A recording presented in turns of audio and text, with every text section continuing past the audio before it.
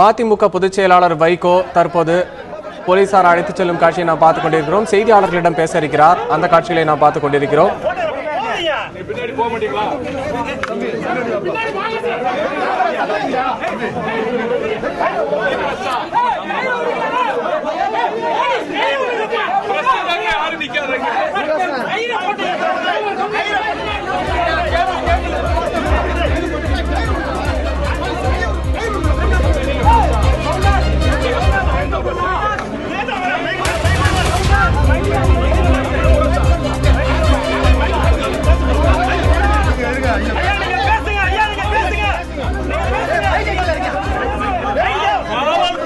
தயவு செய்து பத்திரிகையாளர்களை நெருக்கடி பண்ணாதீங்க.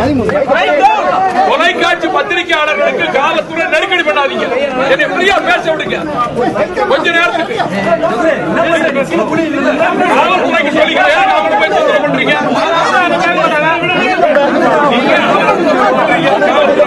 நீ பேச பின்னாடி போங்க. காவல்துறை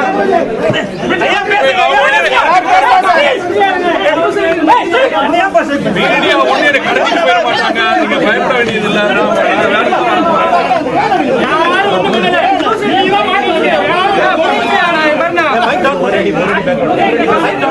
பத்திரிகை நண்பர்களே, தொலைக்காட்சி ஊடக நண்பர்களே,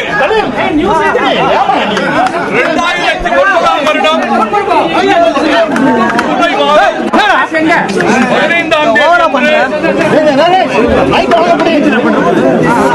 15ஆம்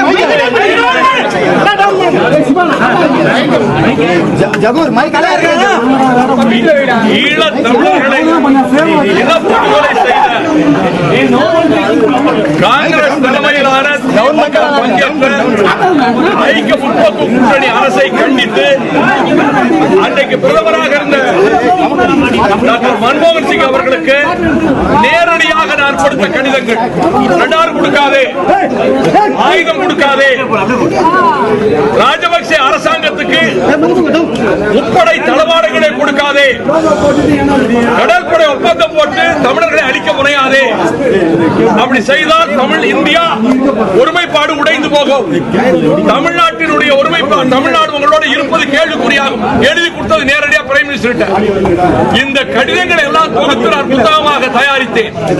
அந்த வெளியீட்டு விழா ராணி நீதிமன்றத்தில் 2009 ஜூலை 15ஆம் தேதி நடைபெற்றது. அந்த புத்தகத்தை பல நெடுமாறன் அவர்கள் வெளியிட்டார்கள். மறைந்த லட்சிய கவிஞர் இன்குலாப் அந்த புத்தகத்தை வாங்கினார். நான் பேசுகிற போது ஈழத்தில் லட்சக்கணக்கான தமிழர்கள் கொல்லப்பட்டதற்கு, ஈழ விடுதலை புலிகள் போர்க்களத்தில் தோற்கடிக்கப்பட்டதற்கு, பச்சிளம் குழந்தைகள், தாய்மார்கள், ஆயுதம் ஏந்தாத தமிழர்களை கோரமாக படுகொலை செய்ததற்கு இந்திய அரசுதான் காரணம். இனப்படுகொலையின் கூட்டு குற்றவாளி. திமுகவுக்கு பங்கு இருக்கிறது. இவர் முதலமைச்சர். இனப்படுகொலை நடைபெறுவதற்கு திமுக தலைவர் கலைஞர் கருணாநிதியும் திமுகவும் உடந்தையாக இருந்தது என்று நான் குற்றம் சாட்டி பேசினேன். பேசியது 15 ஜூலை 2009. 5 மாதம் கழித்து டிசம்பர் 9ஆம் தேதி என்று 2009 என் மீது வழக்கு பதிவு செய்யப்பட்டது. 124A தேச துரோக குற்றச்சாட்டு வழக்கு. இந்த வழக்கில் யாராவது இறந்திருந்தால் மரண தண்டனை கொடுக்கலாம், இல்லாவிட்டால் ஆயுள் தண்டனை கொடுக்கலாம். 153(1) குற்றங்களுக்குள்ளே பகை மூட்டுதல், இந்த 2 செக்ஷன்ல மேல கேஸ் போட்டாங்க.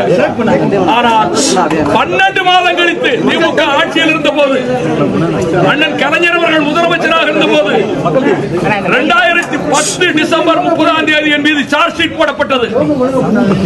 காரணம், இங்கே முத்துக்குமார் உள்ளிட்ட 18 பேர் தீக்குளித்த போது அதை மூடி மறைத்து தமிழ் இனமே அழிவதற்கு காரணமாக இருந்தவர்கள் அன்றைய திமுக அரசும் காங்கிரசும் என்று குற்றம் சாட்டியதனால் என் மீது கொண்டிருந்த வன்மத்தால், என் மீது கொண்டிருந்த ஆத்திரத்தால் 2010 கலைஞர் முதலமைச்சராக இருந்தபோது சார்ஜ் ஷீட் போடப்பட்டது.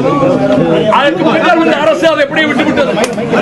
இப்பொழுது பாஸ்போர்ட் வாங்குவதற்கு நான் போனால் உங்கள் மீது இன்னொரு 124A வழக்கு இருக்கிறது. அதில் நீதிமன்றத்தில் இருந்து ஆட்சேபனை இல்லை என்று வாங்கி வந்தால் தான் உங்களுக்கு பாஸ்போர்ட் கொடுக்க முடியும் என்று வந்து விட்டார்கள். அதனால் நான் இங்கே சரணடைந்தேன். ஜாமீன் போடுகிறீர்களா என்று கேட்டார். செஷன் கோர்ட் தான் ஜாமீன் போட முடியும். அவர் கேட்டார், நான் ஜாமீன் போடவில்லை என்று சொல்லிவிட்டேன். காரணம், ஜல்லிக்கட்டுக்காக மாணவர்கள், இளைஞர்கள் திரளுகிறார்கள், மகிழ்ச்சி. ஆனால் பச்சிளம் குழந்தைகளும் தாய்மார்களும் ஈவிரக்கம் இல்லாமல் 7 நாள் ஆயுத உதவியோடு குரூரமாக கொல்லப்பட்டார்களே, நமது பெண்கள் நாசமாக்கப்பட்டார்களே, கற்பழித்துக் கொல்லப்பட்டார்களே.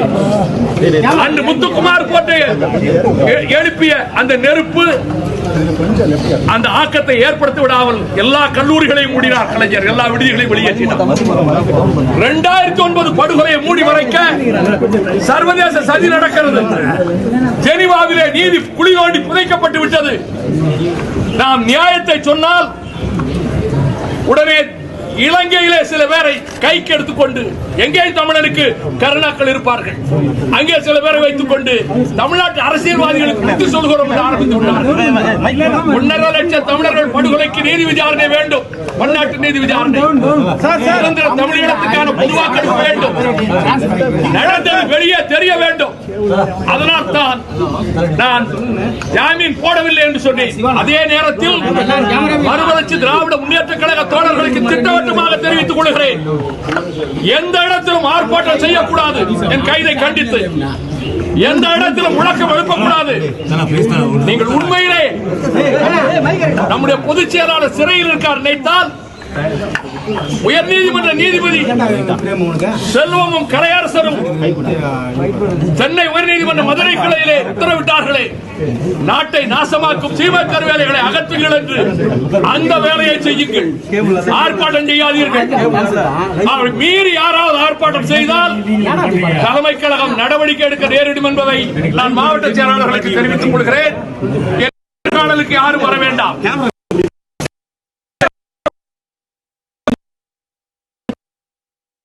குமார், செந்தமிழ் செல்வன், இந்த 4 பேர் வந்தாதான் இன்டர்வியூ பார்ப்பேன். யாரும் என்ன தேடி வர வேண்டாம். பார்க்க வந்துட்டு பார்க்க வைகோ வரலன்னு நினைச்சிட்டு போக வேண்டாம். இதை நான் திட்டவட்டமாக தெரிவித்து விட்டேன். அமைதியாக செல்லுங்கள். எங்கும் எந்த ஆர்ப்பாட்டமும் வேண்டாம். சார், உங்களுக்கு ஜாமீன் கொடுத்தோம், நீங்க வந்து ஜாமீன் கொடுத்தோம், நீங்க வந்து ஜாமீன் வேண்டாம்னு சொன்னது அரசியல் நோக்கத்திற்காக என்று விமர்சனம் செய்யப்படுகிறது. அரசியல் நோக்கம்தான். இனப்படுகொலையை செய்த துரோகத்தை மக்களுக்கு நினைவூட்டுவதற்கு, இனப்படுகொலை செய்ததை நாட்டு மக்களுக்கு காட்டுவதற்கு, அதற்காக நாடகம் அல்ல. நான் இதற்காக ஏற்கனவே என் மீது போட்ட வழக்கில் எந்த குற்றச்சாட்டை நான் மறுக்கவில்லை. 10 வருஷம் ஜெயிலுக்கு போக தயாராக இருந்துதான் போன தேச துரோக வழக்கிலும் சொன்னேன். இந்த வழக்கிலும் எந்த குற்றச்சாட்டை நான் மறுக்கப் போவதில்லை. 10 வருஷம் சிறை என்றாலும் ஏற்றுக்கொள்வேன். இந்த துரோகிகளுக்கு, இனப்படுகொலை செய்வதற்கு காரணமான துரோகிகளுக்கு ஏற்படுகிற எரிச்சலில் இப்படி பேசுவார்கள். அதை போடுவதற்கு 1-2 தொலைக்காட்சி முன்வரும்.